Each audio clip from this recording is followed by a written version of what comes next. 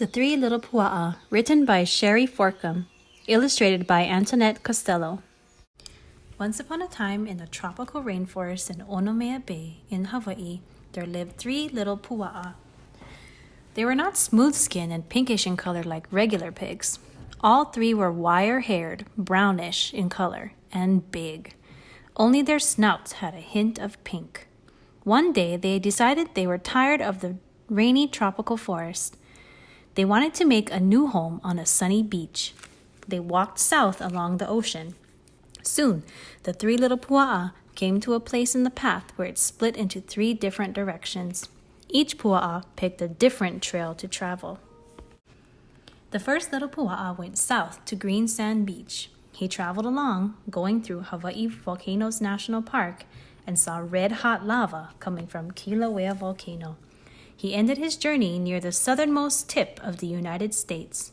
He saw green sand and knew this is where he would be happy. He set about gathering palm fronds and bamboo to build a small hale. When he was finished building, he stood back and said, "What a fine hale!"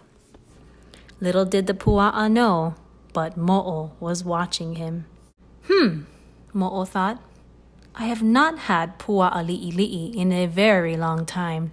I think I shall have some now. Mo'o walked up to the door of the hale niu and said, "Pua'a li'ili'i, let me come in." "Ah, ole, not by the hair on my chinny chin chin," answered the pua'a. Mo'o warned him, saying, "If you don't let me in, I'll huff and I'll puff and I'll blow your hale in." The first little pua'a ran out the back of his hale as fast as he could.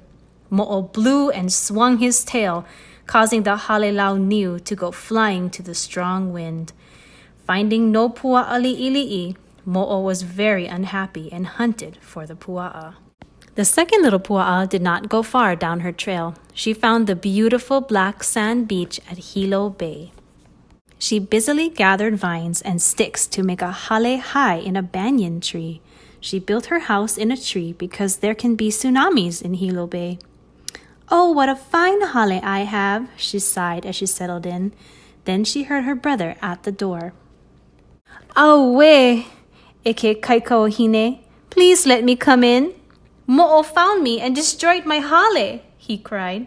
The second little pua'a let him come in, and they settled down for the night. But Mo'o was not far behind. He had followed the pua'a's scent to Hilo Bay. He watched the hale paniana from nearby Moku'ola Island. Happily, he discovered not one, but two little pua'a. The next morning, Mo'o went up to the door of the hale paniana and yelled, "Pua'a li'ili'i, let me come in!" Both pua'a answered, "Ah, ole, not by the hair on our chinny chin chins." Mo'o answered, "If you don't let me in, I'll huff and I'll puff and I'll blow your hale in." And with that he inhaled, puffed himself up big, and blew. The two pua'a escaped out a back way just in time.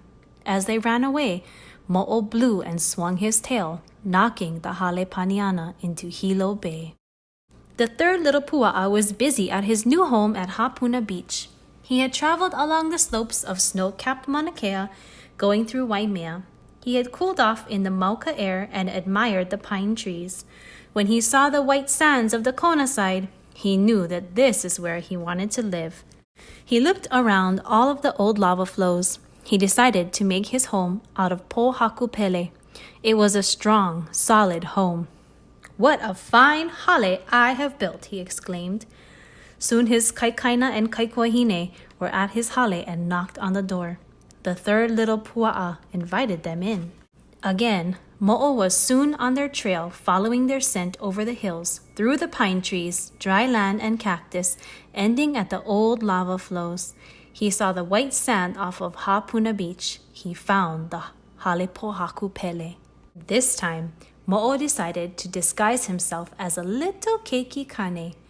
He knocked on the door and said, "Pua'a li'ili'i, let me come in."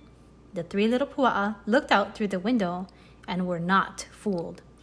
"Ah, ole, not by the hair on our chinny chin chins," called out all three.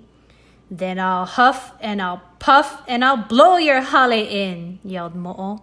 Mo'o inhaled, puffed himself up big, and blew, swinging his tail. The hale did not move. Again he tried. Mo'o inhaled, puffed up even bigger, blew harder, swinging his tail higher and stronger, and the hale still did not move. Only his tail hurt. The three little Pua'a peeked out the window only to see Mo'o running around the back of the hale. Mo'o thought, "This time I will catch all three Pua'a escaping out the back. What a dinner I will have." "The emu!" whispered the three little Pua'a with a giggle.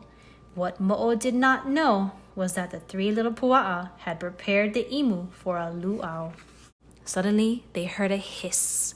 Mo'o had fallen onto the screen, laying on the hot lava rocks of the emu. The three little Pua'a ran out, gathered up the uea, tied it together, making Mo'o kalua. After about 8 hours, the three little Pua'a opened the uea and found ulu. The mythical Mo'o had disappeared, and all that's left was ulu kalua. The three little Pua'a had their luau, danced the hula, and lived happily ever after on a white sandy beach of Hapuna. The end.